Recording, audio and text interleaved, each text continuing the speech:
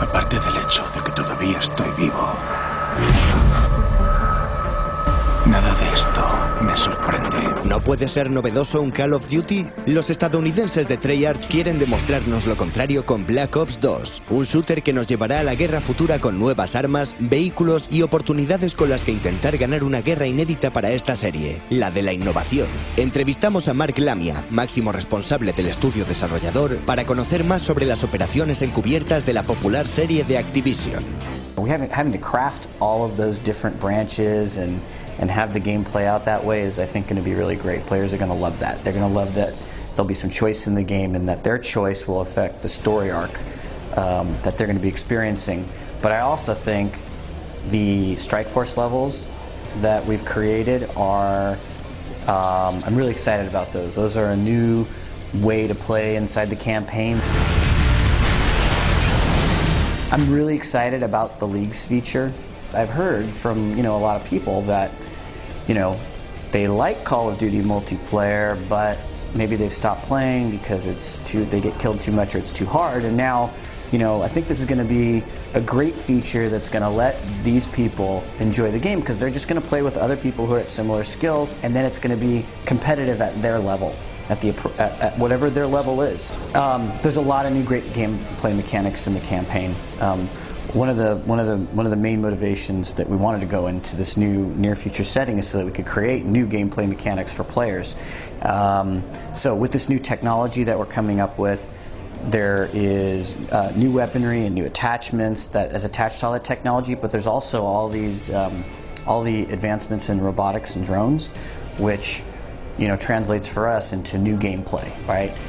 New AI to play with and against, not just other soldiers. It's now you have these other machinery in the world and that you have to deal with. The fans, they love talking about zombies and they want me to talk about zombies. We're going to talk about zombies just a little bit more later, but I think that in general, fans in the campaign have been asking for more choice in the campaign to affect the outcomes of their gameplay, and that's something that was important to us. And so the way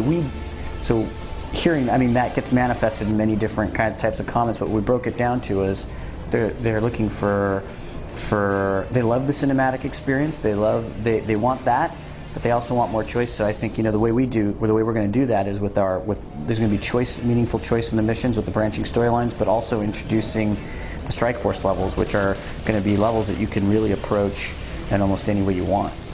So in the campaign, there's a lot of new places we're going to be taking you, and there's going to be new threats that you're going to have to deal with.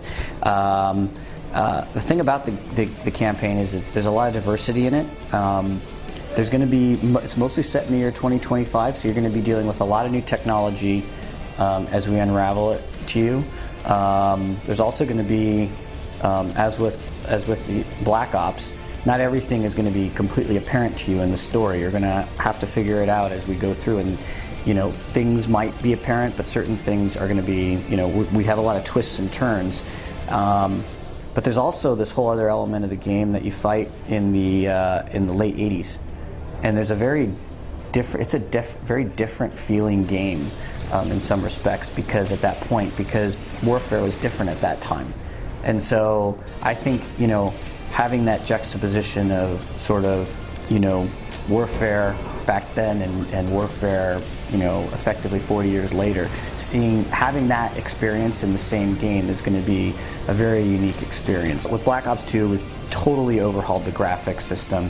It's a new lighting system, updating the renderer, new tools for the artists. I think it's really important to note that the graphics engine is, while it's a significant part of it, it's also our artists have just gotten new tools and they've improved their techniques, And it's part of why the game is now looking even so much better than what we were able to do with Black Ops, the original Black Ops.